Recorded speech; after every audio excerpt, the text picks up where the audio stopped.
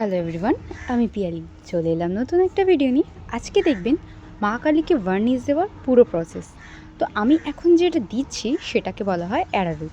অবশ্যই কিন্তু সেটা মাড়ের অ্যারারুট, এটা খাবারের অ্যারারুট নয়।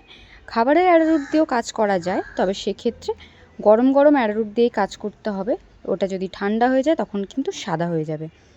আগের ভিডিওতে বলেছিলাম যে হাতের পাতাগুলোয় শুধু যদি ডাস্ট লাল কালারটা দেওয়া হয় তখন কিন্তু কালারটা ফেড হয়ে যায়, তখন কালারটা আসে কিছুটা কমলাটে।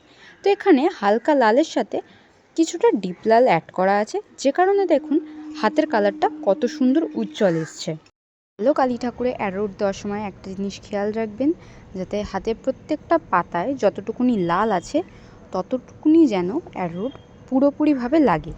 আর চোখ, জিভ বিশেষ করে এই জায়গাগুলো যেন ঠিকঠাকভাবে অ্যারোটটা লাগে। এখানে দেখতে পাচ্ছেন আমি কোপালের ভার্নিশ ইউজ করছি। কোপালের কিন্তু 3টে সাইজে ভার্নিশ পাওয়া যায়। ভার্নিশ করার সময় কিন্তু আমি কোপালের ভার্নিশ সবসময় ইউজ করে থাকি, কেননা কোপাল ছাড়া অন্য কোনো ভার্নিশের কথা আমার মাথাতে আসে না। প্রথম হচ্ছে কোপালের ভার্নিশের দাম অনেকটা কম, এর ফিনিশিং ভালো। অন্য ভার্নিশ যেরকম একটু কালো টাইপের হয়ে যায় বা ইয়েলো টাইপের হয়ে যায়, কোপালের ভার্নিশ কিন্তু সেটা হয় না। সেটা আপনি স্কিন টোন যাই রাখুন, সাদাও রাখুন বা অরেঞ্জ টাইপের রাখুন বা ব্ল্যাক থাকুক, যেটাই থাকুক না কেন তার উপর কিন্তু ভার্নিশ খুব ভালোভাবে কাজ করে, একটুও ইয়েলো ভাব বোঝা যায় না। এবার জাস্ট ফিনিশিংটা আপনারা দেখুন যে গ্লেজটা কেমন আসছে। এটা কিন্তু কোপালের কোনো রকম প্রমোশন ভিডিও নয়, আমি যেটা ইউজ করছি সেটাই আমি সবার জন্য দেখানোর চেষ্টা করছি। রোদ্দুর পড়ে মায়ের গাটা কেমন ঝলমল করছে, পুরো পাথরের মতন লাগছে।